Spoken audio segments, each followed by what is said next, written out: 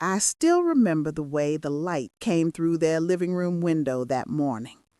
Soft, gold, like it didn't know it was about to witness something it shouldn't.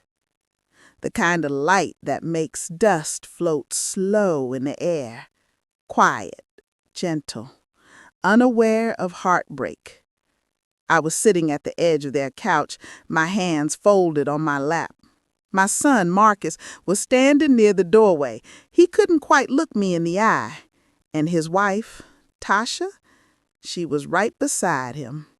One hand resting on his arm, the other playing with that wedding ring she loved to show off.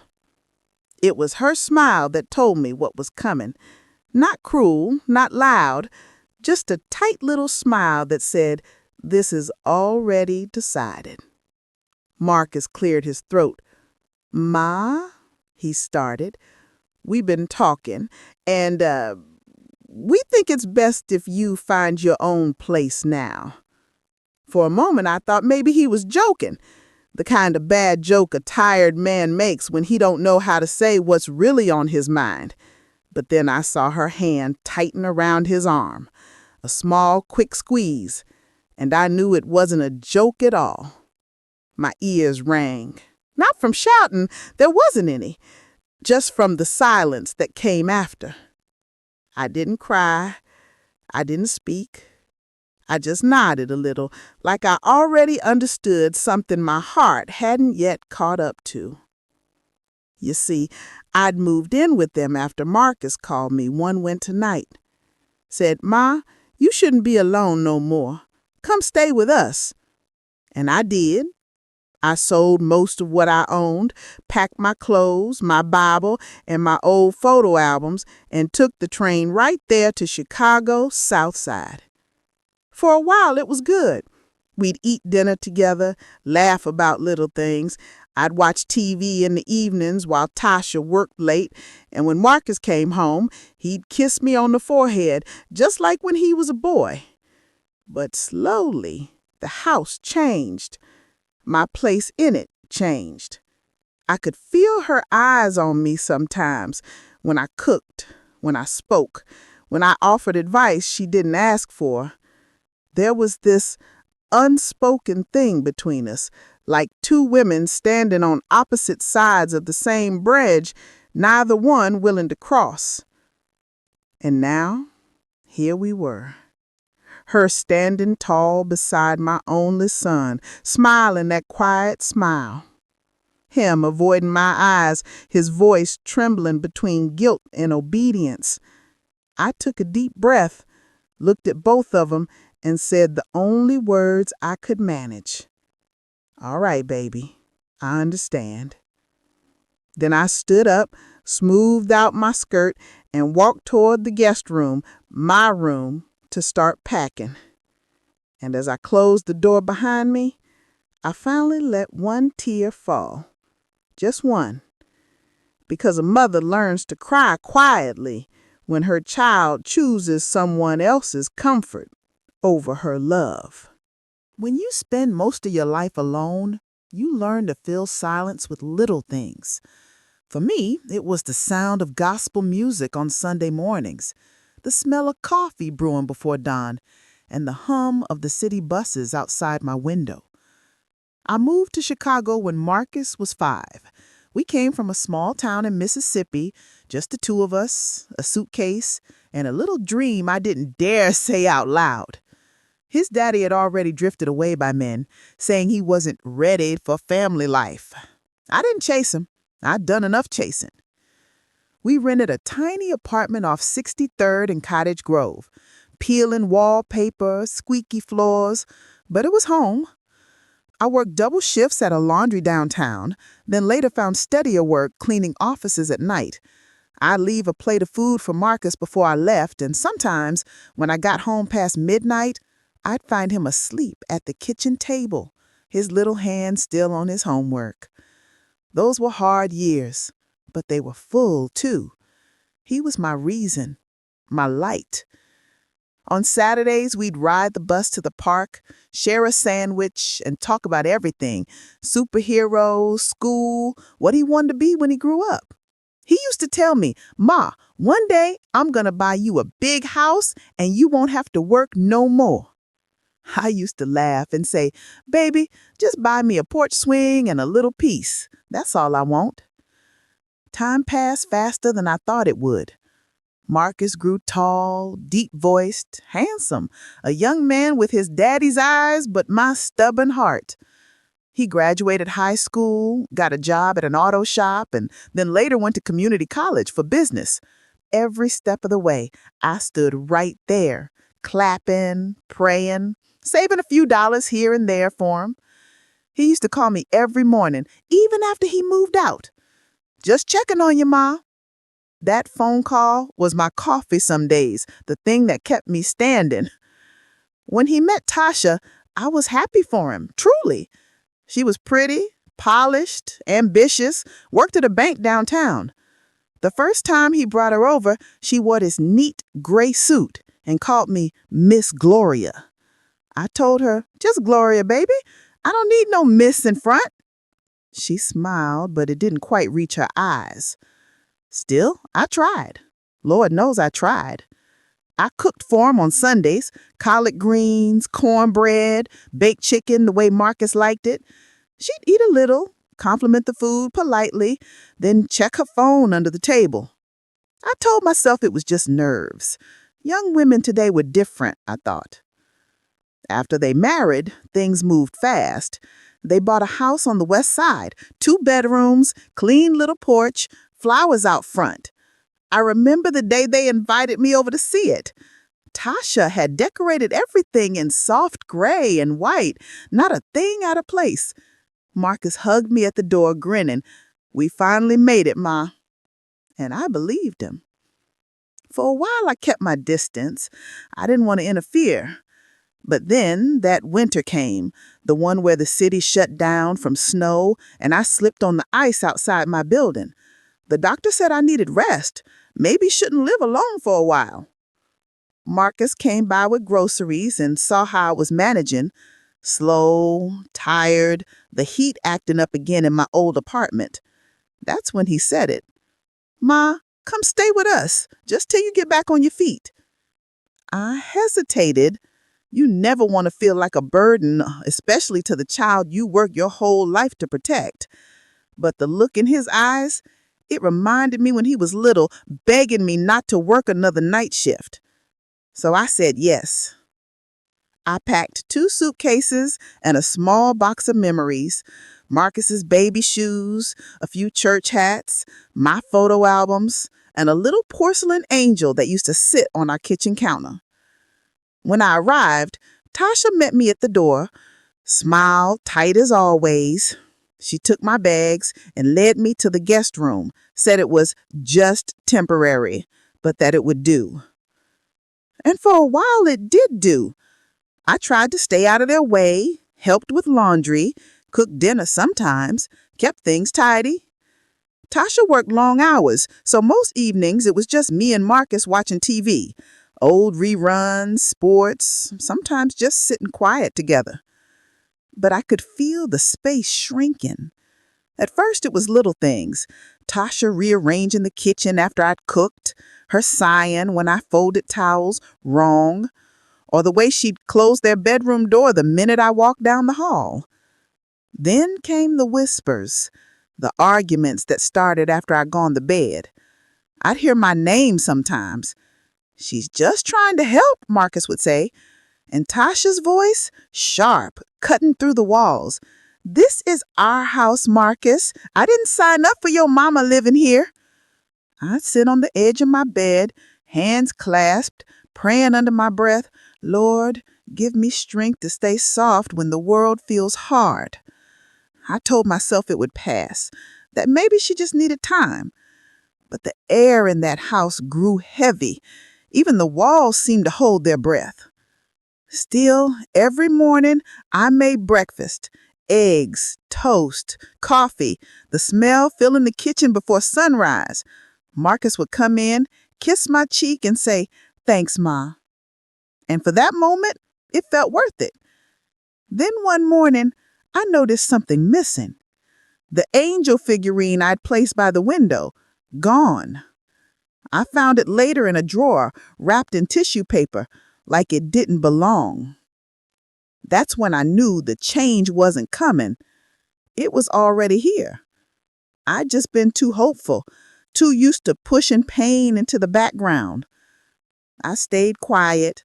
I smiled when she passed by, because sometimes silence is the only way a mother knows how to love, letting your child live his life, even if that life has less and less room for you. The hardest part about living in someone else's home, even when that someone is your own child, is learning to make yourself small. I used to move through that house like a whisper. Soft steps, quiet drawers, my music low enough to barely hear. I didn't want to disturb the rhythm of their life. I thought, if I just stay gentle, she'll come around. She'll see I'm not here to take anything from her. But that never happened. One afternoon, I was in the kitchen frying chicken.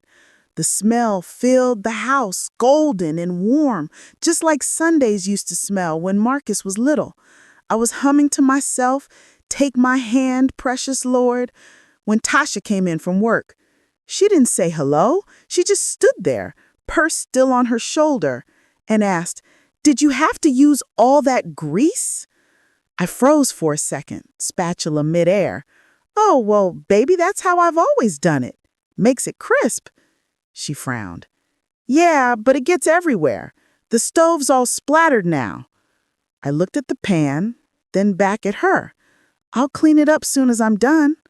She didn't respond, just sighed, opened the fridge and pulled out one of her meal prep containers, quinoa and grilled salmon. I could feel her eyes on the chicken like it was something dirty. Marcus came home 20 minutes later, and she didn't even wait for him to take off his jacket before saying, "Your mama been cooking again. The whole house smells like oil." He looked between us, her face tight, mine trying to stay calm, and said, "It's fine, Tasha. That's just how she cooks." She laughed a little, but it wasn't the nice kind. "Yeah, well, we can't live like this forever, Marcus." I turned my back then, pretending to wash dishes. I didn't want to see him the look on my face, didn't want to be the reason they argued. Later that night, I heard him again, soft voices through the wall. The kind that hurt more than shouting, because they were full of decisions being made. "Your mom needs her own space," she said, and his silence said everything else. I started to change after that. Stopped cooking so much, stayed in my room most days. When she came home, I'd make sure the living room was spotless, no sign I'd been there. Marcus tried to keep things normal. He'd come sit with me some evenings, talk about work or ask if I needed anything, but even those talks grew shorter.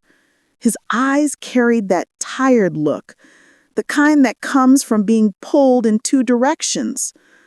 I remember one Sunday, he came home with flowers, pink carnations, my favorite. "These are for you, Ma," he said, smiling. Before I could thank him, Tasha walked by and said, "Marcus, those were supposed to go in the living room." He paused, looked at her, then at me, and slowly he took the vase from my hands. "Sorry, Ma," he murmured. "She already had a spot picked out." I smiled, told him it was fine, but something inside me folded small that day, like a paper heart bent too many times. As weeks passed, I began noticing things, little ways I was being erased. My framed photo of Marcus as a child disappeared from the hallway. The blanket I'd crocheted for their couch ended up in a storage box. Even the Sunday dinners stopped. They said they were too busy, too tired, but really it was because she didn't want me sitting at her table anymore. I tried to pray it away, sat by my window each night, whispered to God, "Please soften her heart. Don't let me become bitter." But the truth is, bitterness don't always sound angry. Sometimes it just sounds quiet, the kind of silence that fills a house after love moves out. Then came that night, the night everything shifted for good. It was late, close to midnight. I was folding laundry in my room when I heard them talking again, voices sharper than usual. "I told you, Marcus, I need my space." "Tasha, she's my mama. Where's she supposed to go?" "She's grown. She'll figure it out. This isn't what I signed up for." My heart pounded in my chest. I tried to block it out, but their words crawled under my door like smoke. Then I heard him say, quieter this time, "Just not right now. I'll talk to her when things calm down." That was the moment I realized my time there was running out. The next morning, Tasha didn't speak to me at all. She walked right past me on her way out, heels clicking sharp against the floor. Marcus gave me a small smile before leaving for work, but it didn't reach his eyes either. I spent the whole day cleaning, not because anyone asked, but because it made me feel useful, like maybe order could make the hurt smaller. When they came home that night, I was sitting quietly in the living room, crocheting. Tasha dropped her purse on the counter, glanced at me, then said, "Marcus, can we talk in the kitchen?" I didn't hear every word, but I didn't need to. I saw his shoulders slump, saw him rub the back of his neck the way he used to when he didn't want to say something out loud. He came out after a while, sat beside me, his hands clasped. "Ma," he started, voice low, "you know I love you, right?" I nodded, still looking at my yarn. "Of course, baby." He took a deep breath. "Tasha just feels like things are getting a little crowded. She wants us to have more privacy. You know, time to start our own routines." My fingers stilled. "And what does that mean for me?" He looked down. Maybe it's time you found a place again. Somewhere comfortable. I can help with rent if you need." I swallowed hard. "You mean leave?" He nodded, barely. And right then, she walked in. Standing beside him, her hand sliding into his, that same polite smile on her face, like we were discussing something as simple as the weather. That was the moment you heard in the beginning, the moment my heart went quiet. That night, I didn't sleep. I sat on the edge of the bed, the room dim, my packed boxes staring back at me like silent witnesses. Part of me wanted to be angry, to remind him of every night I'd stayed awake praying for him, every shift I'd worked to keep him fed and warm. But anger never fit right on me. Instead, I whispered to the dark, maybe this is just another letting go. In the morning, I made breakfast like always. They both came downstairs, him quiet, her already dressed for work. I poured him coffee and he said, "You don't have to, Ma." I smiled. "I know, baby, but I want to." She didn't eat. She just thanked me, all polite again, like we were strangers sharing a kitchen. When they left, I stood by the window and watched them walk to the car. He opened her door first, just like his daddy used to do for me when things were still good. And for the first time, I felt the weight of my own loneliness settle heavy, but clear. It wasn't new, just deeper now, sharper. That day, I called a woman from church who sometimes rented rooms, told her I might be meeting on soon. She said she'd pray for me and save me a spot. When Marcus came home that evening, I told him not to worry, that I had found a place. I said it gently, like it was my idea all along.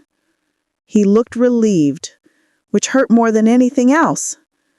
"Thank you, Ma," he said. "You'll still come by, right?" I just smiled. "Of course, baby. You can't get rid of me that easy." but inside I knew things would never be the same again. In the days that followed, I packed little by little. Tasha didn't say much. She seemed lighter, like a shadow had lifted off her face. And Marcus tried to act normal, help me carry boxes to the door, offer to drive me, but I told him I'd take a cab. I wanted my leaving to be quiet, dignified.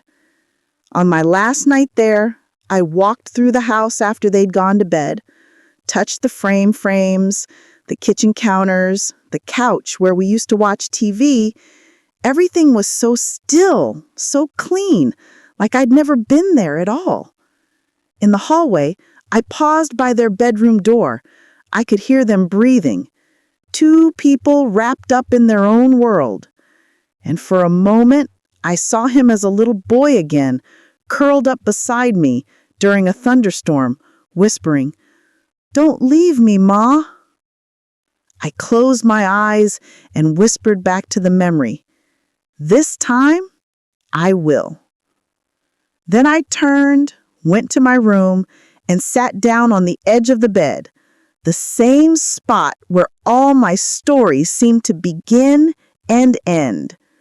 I didn't cry that night either, just folded my hands and prayed one last time for both of them. The morning I left came gray and wind-cold, the kind of Chicago morning that slips straight through your coat. I woke before the sun. Old habits. The house was still, no footsteps, no pipes humming. I sat on the side of the bed, listening to that silence that always comes before goodbye. 2 boxes was stacked by the door, a small suitcase on top. I had labeled one Keep and the other Memories, though truthfully, everything inside both of them was memory.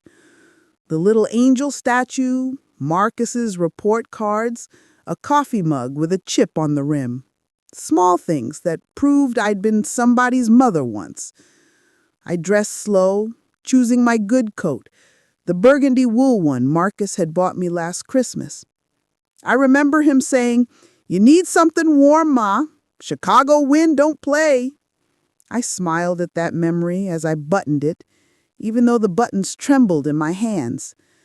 When I stepped into the hallway, the house smelled like her lavender candles. Not bad, just not mine. I paused outside their bedroom door. For a second, I thought of knocking, of saying a proper goodbye, but then I pictured her half-awake expression, him rubbing sleep from his eyes, trying to decide which side to stand on, and I couldn't do that to him, or to myself. So I wrote a note instead. Just a few lines. Marcus, thank you for letting me stay. You've grown into a fine man, and I'm proud of you. Don't worry about me. I'll be all right. Take care of your wife and take care of yourself. Love always. Mama. I folded it neat and left it on the kitchen table beside his coffee cup. The cab came right at 7. The driver helped with my boxes, asked where I was headed. I said, just over on 79th, room and house near the church. He nodded, didn't ask questions. Maybe he saw enough mothers in his back seat to know a quiet story when he met one. As we drove away, I looked out the window at the row of houses sliding past. All the same gray brick, same narrow porches. But when we turned the corner and my son's house disappeared from view, I felt something loosen in my chest. Not peace exactly, more like surrender. The room I rented was small but clean. 1 window, 1 bed, a table just big enough for my Bible and a lamp. The landlady, Miss Ruth, lived downstairs. She was kind in that old church lady way, always offering tea and conversation. She said, "You'll like it here. Most of us keep to ourselves, but we look out for each other." That first night, I unpacked slowly. I set my angel figurine on the windowsill, hung Marcus's picture above the bed, and tried to make the place feel less temporary. Outside, the L train rattled by every 15 minutes, But instead of bothering me, it sounded almost comforting, a reminder the world was still moving, even if mine had paused. The next few weeks slipped by in soft routine. I started volunteering at the church kitchen a few days a week, helped stir pots of soup, handed out plates, listened to people talk about their troubles. Funny how other folks' pain can help you carry your own. At night, I'd sit by the window and watch lights blink across the city. I thought about Marcus often, wondering if he missed me, if he noticed the way the mornings felt different without my coffee brewing. He called once, a week after I left. "Just checking on you, Ma," he said. "I'm all right, baby. How's the house?" He said, quiet, and we both knew what that meant. We talked about little things, his job, the weather, but not the things sitting between us. Before hanging up, he said, "Tasha says hi." I smiled, even though he couldn't see it. "Tell her I said thank you for letting me stay as long as I did." After the call ended, I sat with the phone in my hand for a long time, feeling both proud and hollow. One Sunday, after church, I ran into Deacon Ellis. He asked how Marcus was doing. I opened my mouth to answer and realized I didn't really know anymore. The truth caught in my throat, so I just said, "He's fine, I'm sure." That night I wrote in my little notebook, the one I'd started keeping since moving out. It's strange raising a child your whole life and then watching him belong somewhere else. But maybe that's what motherhood really is, giving someone away piece by piece until all that's left is love. I closed the book and stared at the angel on my windowsill. The moonlight made it shine pale, almost like it was breathing. For the first time in weeks, I whispered out loud, "Thank you, Lord, for letting me love him this long." A month later, Marcus showed up at my door, no warning. When I opened it, he looked older somehow, tired around the eyes. He held a small grocery bag in one hand. He said, "I brought you some things. Coffee, your favorite creamer. Thought you might need it." I stepped aside to let him in. The room suddenly felt smaller with him standing there. He looked around, taking it all in, the narrow bed, the curtain that barely covered the window. He said, "Ma, you sure you okay here?" I smiled. "It's more peace than I've had in a while." He sat on the edge of the bed, elbows on his knees. He said, "Tasha's been asking about you. She says she feels bad about how things happened."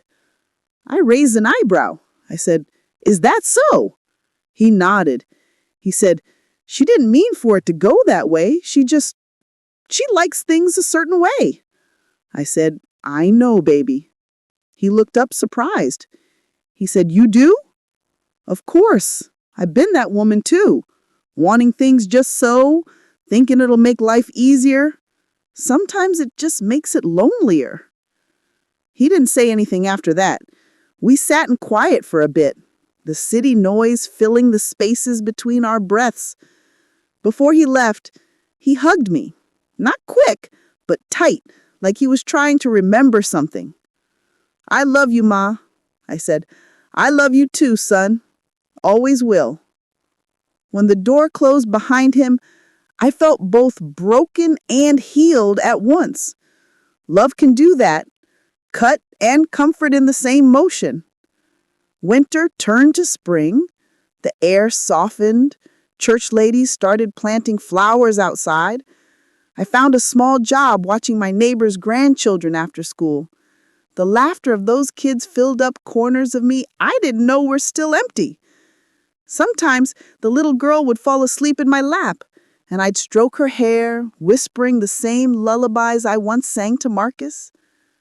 Every now and then, I'd see a young couple walking down the street, hand in hand, and my chest would ache in that quiet way. Not envy, just memory. One evening, I was closing up the kitchen after serving dinner at church when my phone buzzed. It was Marcus again.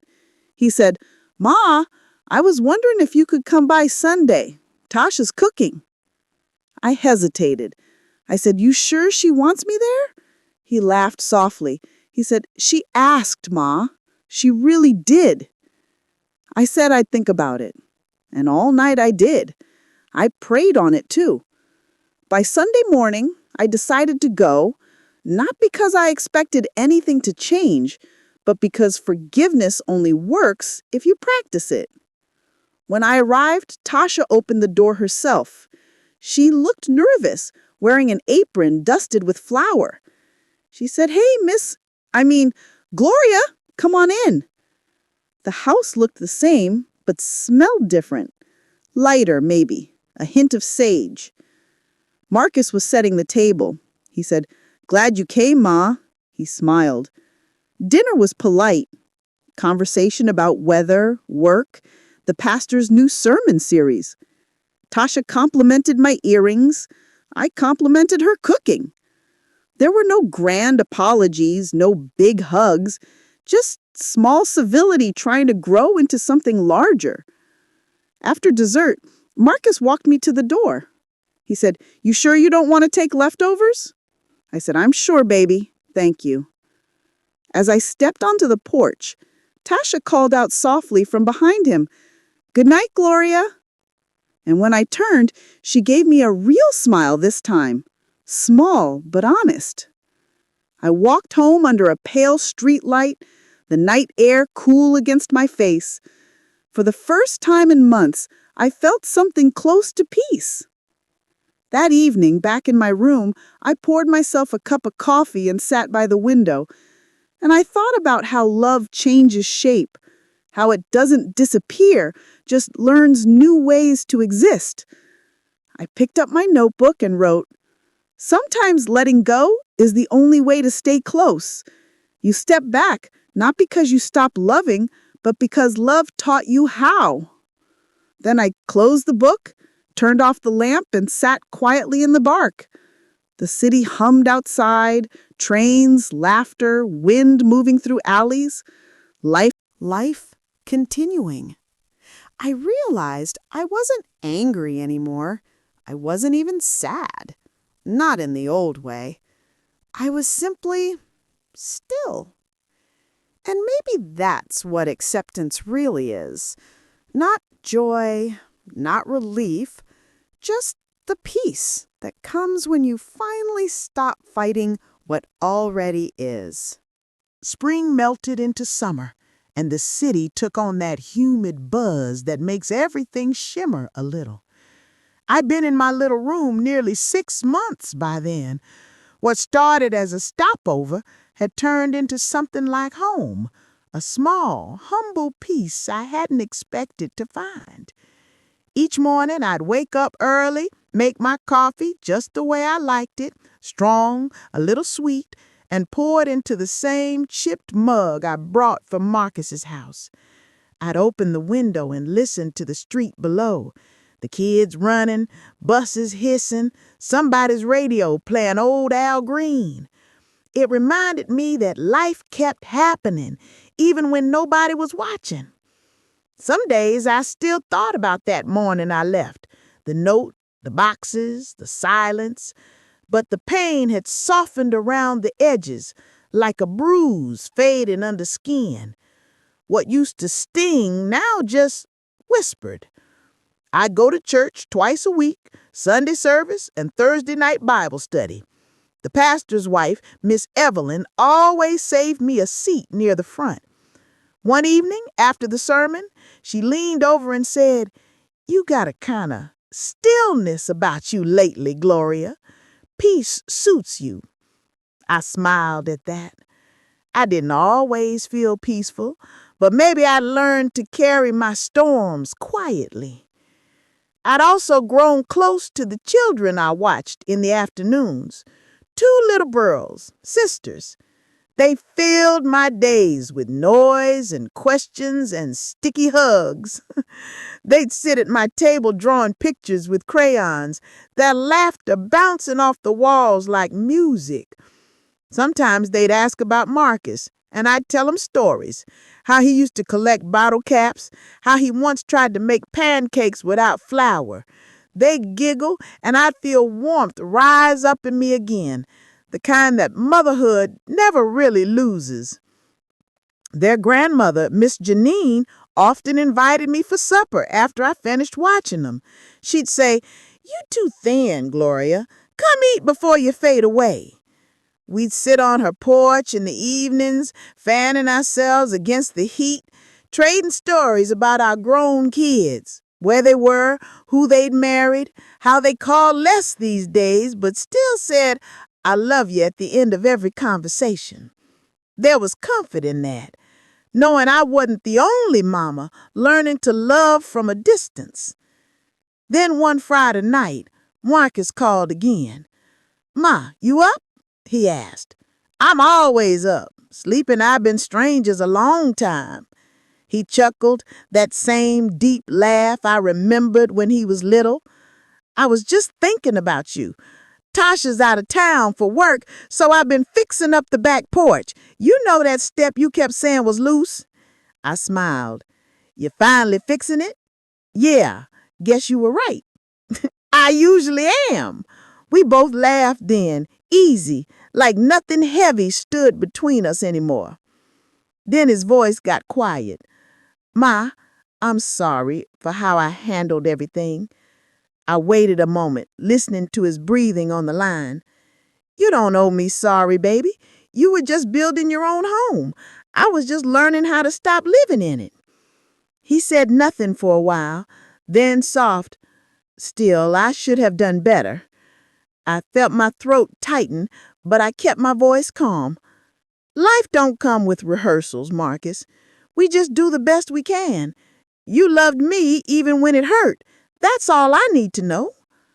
We talked another hour about nothing, just stories, memories, laughter. Before he hung up, he said, "Tasha's been saying she wants to come by your church one Sunday." I nearly dropped my phone. "Well," I said, smiling, "tell her she's more than welcome, but she better bring her good shoes. Pastor likes to preach long." He laughed again. That sound stayed with me long after we said good night. The next Sunday, I sat in my usual spot, third pew from the front, wearing my best hat. The choir was halfway through His Eye is on the Sparrow when the back doors opened. I turned my head, and there they were, Marcus and Tasha, walking in hand. She looked nervous, holding a small bouquet of white flowers. When they reached my pew, she leaned down and whispered, "These are for you." I took them, my heart swelling up behind my ribs. "Thank you, baby," I said, and she smiled that same real smile I'd seen months ago on the porch, only now it reached her eyes. After service, we stood outside in the sunshine, talking with the other church folks. Someone handed me a plate from the fellowship hall, and I laughed watching Tasha balance 2 cups of punch while Marcus tried to juggle napkins and pie. It felt ordinary, blessedly, beautifully ordinary. And for me, ordinary had become holy. That evening, back in my room, I placed those flowers in an old glass jar, set them on the windowsill beside my angel figurine. I thought about how far we'd all come, not through big changes, but through quiet ones. A phone call here, a dinner there, a Sunday shared in silence and song. Healing doesn't always shout. Sometimes it just hums softly in the background until you realize you're humming along. Months passed like that. Marcus called more often. Sometimes Tasha joined, her laughter spilling through the speaker. She started asking for my recipes: sweet potato pie, collard greens, chicken stew. She'd say, "I can't get it right like you do." And I'd grin. "That's 'cause you measuring. You gotta cook by feeling, baby. Let the spoon tell you when it's enough." She laughed and promised to try again. One afternoon, she called just to ask how I was. "I'm good, honey," I told her. taking life slow. She said, I'm glad, and there was real warmth in her voice. It's funny, love can start over in the smallest ways, like a plant pushing through a crack in concrete. By the time fall came around again, I'd found a new rhythm. I was working part-time at the community center, teaching young mothers how to cook healthy meals on a budget. Some days we'd end up talking more about life than recipes, about holding on, about letting go. They'd ask, Miss Gloria, how you stay so calm? And I'd tell them, honey, calm ain't something you're born with. You build it, one heartbreak after another. They laughed, but they listened. Every Thursday, I'd still walk to Bible study, rain or shine. The city lights would flicker across wet sidewalks, and I'd think about how life never stopped moving. It just changed shape around us. One night, I came home to find a letter slipped under my door. It was from Marcus. Inside was a short note in his handwriting. Ma, I found this old picture of us. Me standing on that stool trying to stir the cornbread mix, you laughing behind me. Thought you might want it back. Also, Tasha and I been talking. We'd love for you to come live with us again. Not forever, just until you decide what you want next. There's a little space upstairs we fixed up. We miss you. Love, Marcus. I sat there staring at that letter for a long time. Then I unfolded the photograph. Edges worn, colors faded. There we were, me and my boy, both smiling big, the kitchen messy behind us. For a moment, I felt that old ache again, the one that comes when the past brushes too close. Then I smiled, slow and full. I didn't move back in with them, not because I was angry or stubborn, but because I'd already built something whole here, a life that was mine, quiet and sticky. Instead, I wrote him back. My dear son, thank you for the offer. You and Tasha got your home, and I got mine. That's how I know we all did something right. But I'll visit, and we'll eat, and we'll laugh. That's enough for me. I love you always. Mama. I slipped the letter in the mailbox the next morning, feeling lighter than I had in years. Winter came early that year. Snow gathered on the rooftops, and the street lights glowed like halos in the night fog. I spent Christmas Eve at Marcus's house. Laughter, food, and warmth filling every corner. Tasha hugged me tight before I left, whispering, "Thank you for giving me another chance." I held her face in my hands and said, "We all need one, baby. Every one of us." When I got home, I made a cup of cocoa and sat by my window watching the snow fall. For once, the quiet didn't feel empty. It felt earned. I thought about all the ways love shows up, not just in holding on, but in knowing when to let go and still be near. Sometimes, on especially cold mornings, I catch my reflection in that window, the soft lines, the silver in my hair. Sometimes, on especially cold mornings, I catch my reflection in that window, the soft lines, the silver in my hair.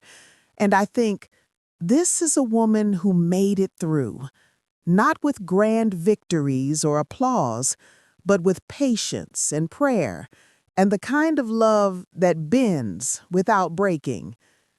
People talk about strength like it's loud, like it roars, but mine whispers. It hums through my days in small ways. A pot of soup shared, a call answered, a kindness offered. And when I look back now, I don't see the heartbreak first. I see the learning. I see the woman I became because of it. Gentler, wiser, freer. One night, as the L train rattled by and the city lights blinked across my ceiling, I whispered to myself, I left my son's house, but I never left his heart. And maybe that's all any mother can hope for, to still be loved, even after the leaving. Then I turned off the light, wrapped myself in my quilt, and drifted into sleep. The kind of deep, steady rest that only comes when your heart finally forgives everything, including itself.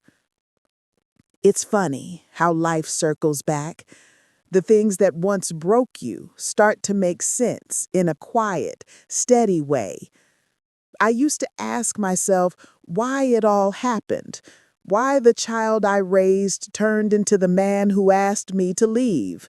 But now, when I sit by my window with a cup of tea and the sun just starting to rise over the city, I understand something deeper. Sometimes love grows so big it forgets how to fit in the same space it started in. And that's not failure, that's just change. I think about Marcus often, but not with sadness anymore. Every Sunday, he calls me before church. Sometimes Tasha's on the line too, her voice warm and easy now. We talk about little things, the garden they started, how work's going, what they cooked last night. They even sent me a framed picture of the two of them standing on that same porch where everything once fell apart. Behind them, I can see it, the step he fixed, solid and sure. It makes me smile every time. The city outside my window keeps moving, same as it always has. Kids run down the sidewalks after school, buses roar past, and somewhere a church bell rings faintly through the air. I've come to love that sound. It reminds me that every ending is really just the start of another quiet chapter. I go about my days simple and slow. I cook for the elders at church on Fridays, teach a few young mothers how to make sweet tea the right way, and keep my little room filled with light and laughter. Sometimes I even sing, softly, while folding clothes or watering the plants on my windowsill. It ain't much, but it's peace. And peace, I've learned, is something you build piece by piece, with forgiveness as the foundation. Last month, Marcus and Tasha came to visit. They brought dinner, macaroni, baked chicken, and a little store-bought peach cobbler that tasted better just because they thought of me. Tasha sat on my couch, looking around my small apartment. She said, "It's cozy here. Feels like love." I told her, "That's 'cause I stopped trying to fill it with what I lost. I filled it with what I still got." She reached over and took my hand. She said softly, "I hope one day I can be as strong as you." I smiled. Strength don't always feel like strength, baby. Most times it feels like surviving, until one day you realize you're living again. We ate, laughed, and talked till the sun went down. When they left, Marcus hugged me longer than usual. He whispered, "I love you, Ma." And this time, I didn't just say it back, I felt it all the way through. Later that night, I stood by my window again. The angel figurine sat beside the flowers that had long since dried, their petals curled but still beautiful. I touched the edge of that little angel and said quietly, "You see, we made it." Because we did, all of us. Not by going back to how things were, but by learning to stand where we are and still choose love. So when folks ask me now what happened between me and my son, I tell them this. We both grew up. He learned to be a man, and I learned how to let him. And somewhere in between all that hurt, we found our way back to each other. Then I usually smile, take another sip of tea, and whisper to myself, love don't always look like holding on. Sometimes it looks like stepping back and still being close enough to catch them when they fall. And with that thought, I close my eyes and rest easy, because even after all that was lost, I'm still surrounded by everything that truly matters: faith, peace, and a love that never really left.